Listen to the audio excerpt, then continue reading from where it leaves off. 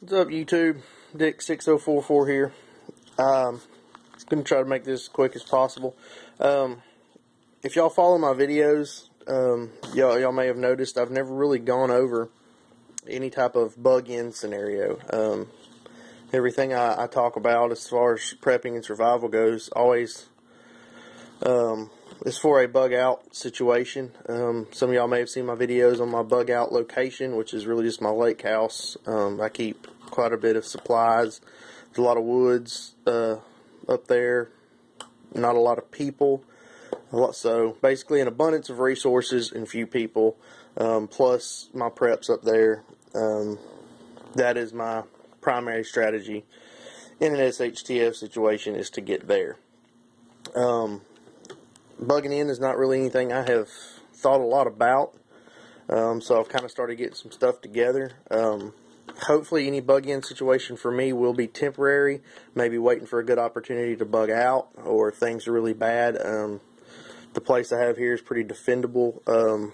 It is a suburban area, which is not ideal, but you know, you do what you got to do. If I have to stay here, I need supplies. So that's what I've started getting together, and I'd like you know, feedback and video responses, whatever. But I was just going to go over real quick what I do have, and I've done reviews on some of these items individually, but I just want to let y'all know what I do have on hand. Even though a lot of this is for bug out, it will be here, because some of you may know I've moved 99% of my firearms and ammunition to a fireproof safe at my lake house.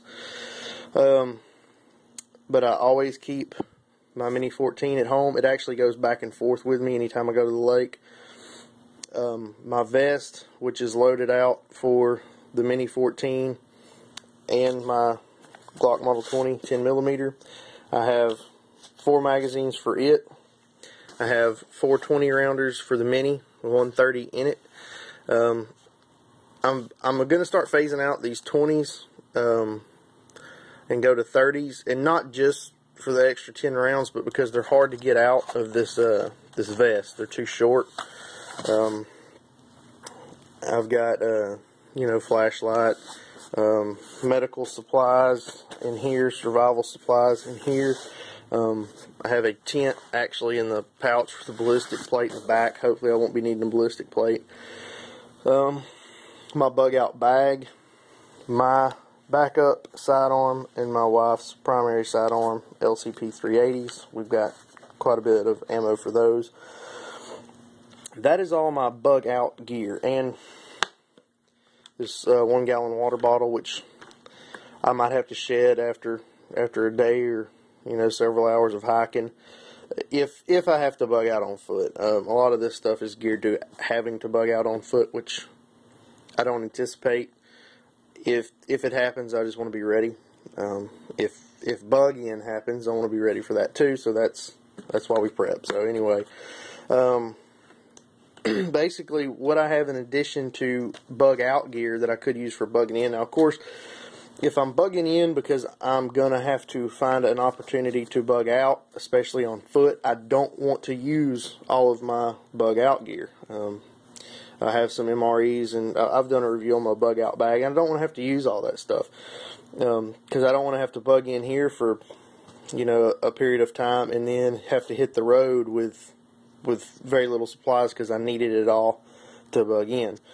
So what I've done, I have these 2 5-gallon buckets. One has nothing but rice. One is a combination of beans and rice, mostly beans, some rice that wouldn't fit in the other bucket. I have 4 2-liter bottles of water and this 1-gallon jug that stays full. I would have to think, well, my way of thinking is, in a bug-in situation, any type of SHTF situation, I have a hard time believing that the minute I realize that it has hit the fan, I will lose city water service. That's unlikely. So in that event, I would maybe empty these buckets out, fill those up, have an extra 10 gallons of water, just store my rice somewhere else for the time being. You know, anything else I have, I've got buckets out in the shop, fill the bathtubs up, whatever I need to do.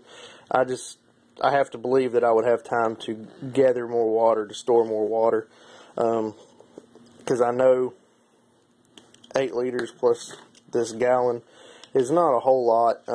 It would probably sustain me and my wife and child for a few days, and that's if we were taking it easy and didn't need a lot of it to cook with.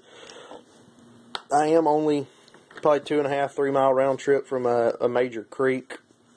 That is a short enough distance for me to tote large amounts of water if I needed to. Even if I have to take multiple trips, it's not that far. We do have a lot of, even though I am kind of in a suburban area, we do have a lot of squirrels and other wildlife. Actually, deer come up in our yard quite a bit.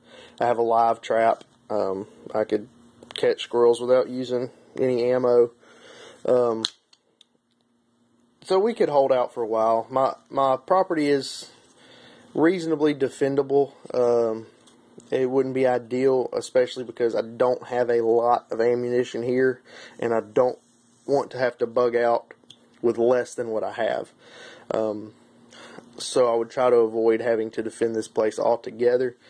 And a lot of you probably know my brother, Firedog 529. He lives probably less than a quarter mile from me, and all of his gear is at his home. So he does have quite a bit of ammo. He's got an AR, so we could exchange ammo if we needed to. But basically this is what I have for buggying. And this is something I've just now started kind of thinking about. So I'm open to suggestions, video responses, whatever you got. Like I said, that's not ideal for me or my family. I want to get to my lake house where there's no people, multiple resources, easily defendable.